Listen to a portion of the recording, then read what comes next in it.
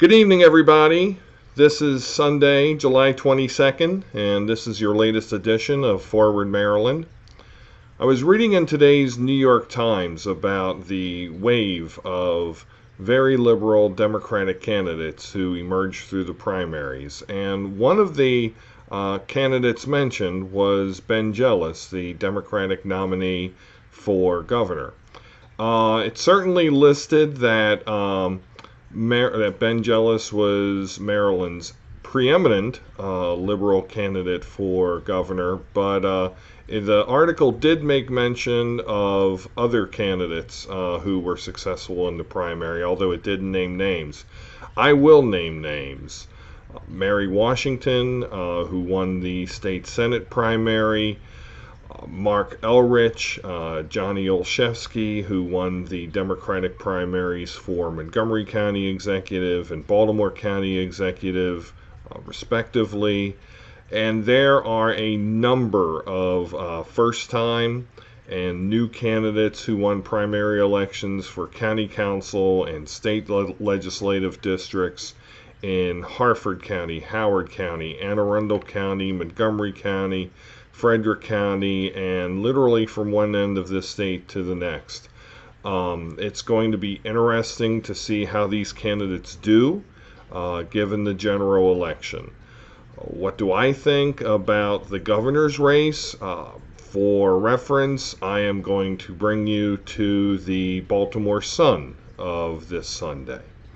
The Sun's feature article talked about Ben Jealous's desire or campaign pledge to resuscitate the Red Line that would have connected Woodlawn with Hopkins Bayview, would have been the east-west line to the Baltimore Metro, and that line was killed by Larry Hogan in favor of the Purple Line through Montgomery and Prince George's counties connecting the D.C. Metro.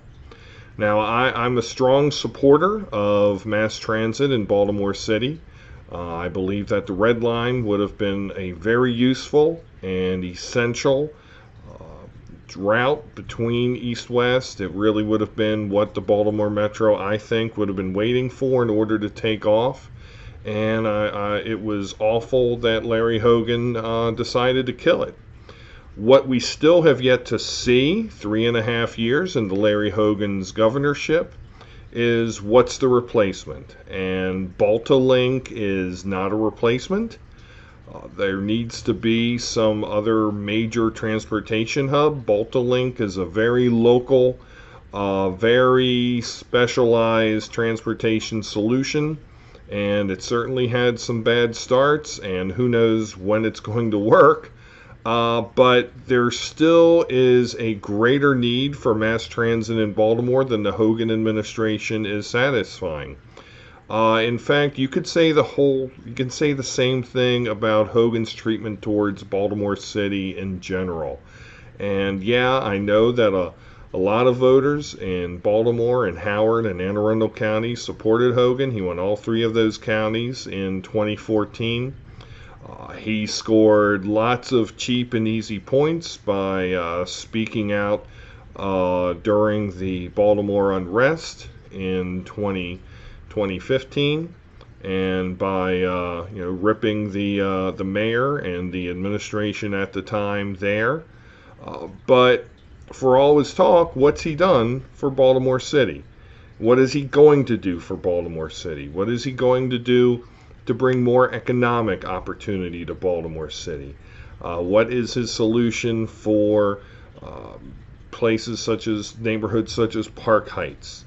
I understand, the state center redevelopment. He made a lot of bluster, a lot of talk about maybe making the state center area a place for a new downtown sports arena for Baltimore and convention arena. That hasn't gone anywhere. State Center is going to be mired in years of litigation and political wrangling. So say what you will about Ben Jealous and about his plans to resuscitate the Red Line, but so far, then better than what we're seeing from the incumbent. So it's a situation I'll be watching closely and I'll be monitoring. And with that, I will close it here, and I'll talk with you next time. Have a great start to your week. Bye.